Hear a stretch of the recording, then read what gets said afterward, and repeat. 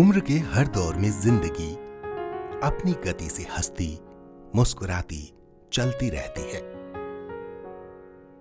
बचपन में मासूमियत है तो मस्ती भी, फ्यूचर की तरफ बढ़ते प्रोफेशनल कदम और बुढ़ापे में इत्मीनान की जिंदगी। पर जिंदगी का मजा तभी है जब तक वो चलती रहे। रंगों से भरी जिंदगी कभी कभी बदरंग भी हो जाती है। अपंगता।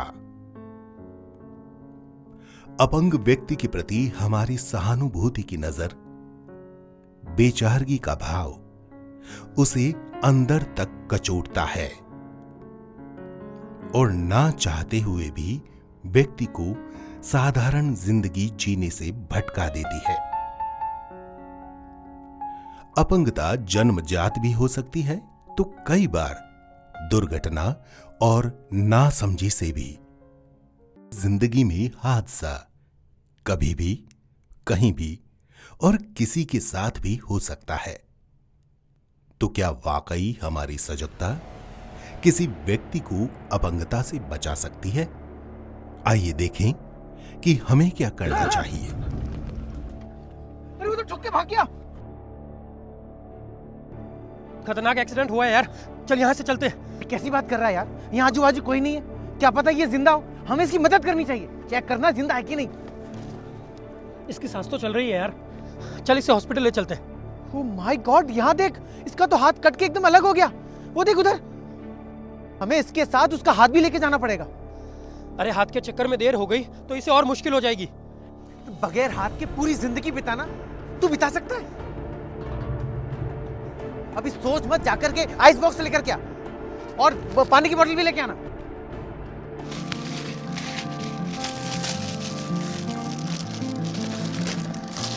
चल चल चल, खोल खोल जल्दी खोल।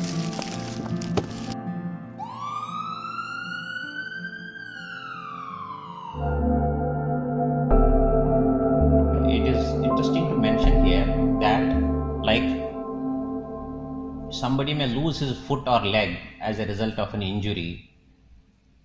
You can use an artificial leg, and using an artificial leg one can walk pretty decently, but unlike the leg, in the upper limb, in the hand, a loss of a hand is very difficult to recoup.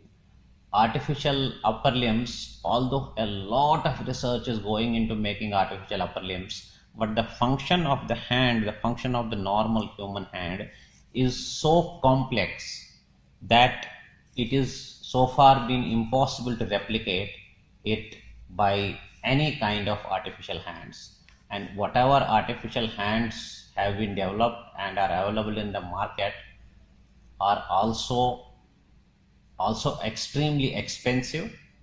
They have a limited lifespan, and they still don't do one of the basic functions of the hand is to feel. When I touch my hand, when I touch an object, I can feel it. An artificial hand will never be able to feel. I mean, at least so far it has never been able to feel. अब सवाल ये है कि इस तरह के operation के बाद व्यक्ति वाकई सामान्य जिंदगी जी सकता है या नहीं।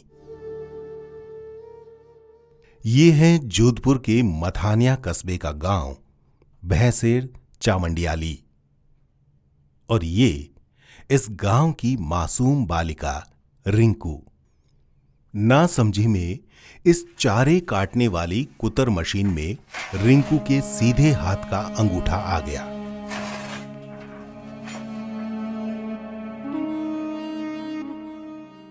आज रिंकू एक सामान्य बच्ची की तरह अपना जीवन जी रही है।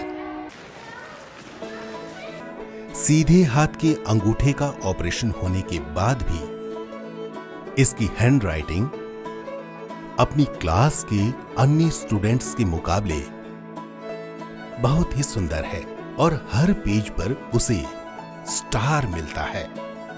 अन्य गतिविधियों में भी उसका आत्मविश्वास पूरा झलकता है। और ये सब हुआ एक सफल माइक्रो सर्जरी से। There is one field which is called microsurgery, which means that we are using the microscope. We are rejoining blood vessels as small as 1 millimeter in diameter.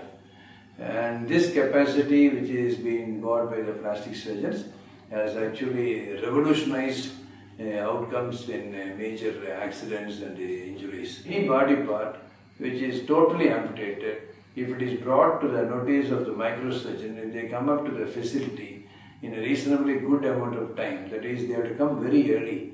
If they come, that means there is a good chance that it will be reattached and they brought to function. See, when we reattach these amputated parts, not only they look like they are normal, but they also can function. So that is what is very important. When you attach a thumb, the thumb functions.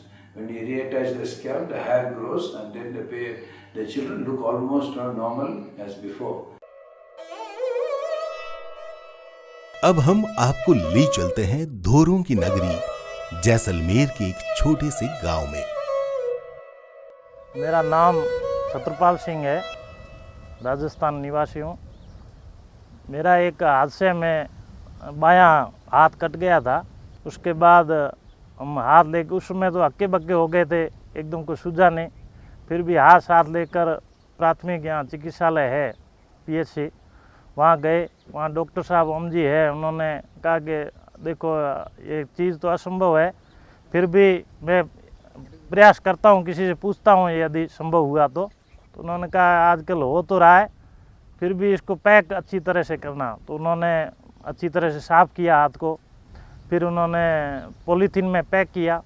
Pack करने के बाद बर्फ़ की जो आती है ना polio वाली, क्योंकि पैकिंग थी नहीं, यहाँ डब्बा पैकिंग वाला था नहीं, पोलियो वाली, उसमें हाथ डाल के हम चले गए जोधपुर।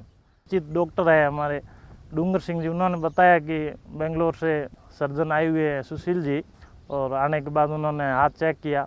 उन्होंने देखा कि टाइम तो लगभग 6 घंटे हो चुका है, पर मैं अपना अच्छे से अच्छा प्रयास करूँगा, सफल करने का प्रयास करूँगा। और उन्होंने बहुत अच्छी मेहनत की, उसी का नतीजा है कि आज मैं पूरी तरह से अपने दैनिक कार्य पूरी तरह से अच्छी तरह से कर पा रहा हूँ, और सामाजिक कार्य भी कर पा रहा हूँ। खेती के है और भी फैक्ट्री है, हर तरह के कार्य कर पा रहा हूँ और खुशहाल जीवन जी रहा हूँ, और भगवान की कृपा से ये बच पाया। बाकी उस समय नहीं सोचा था कि ये संभव हो सकता है, क्योंकि ये एक तरह का चमत्कार था उस समय, मतलब उससे पहले कहीं ऐसा सुना नहीं था कि ऐसा होता है। अपने ऑपरेशन किए हुए हाथ के साथ वो वैसे ही जी रहे हैं जैसे कि इनका अंग भंग कभी हुआ ही नहीं।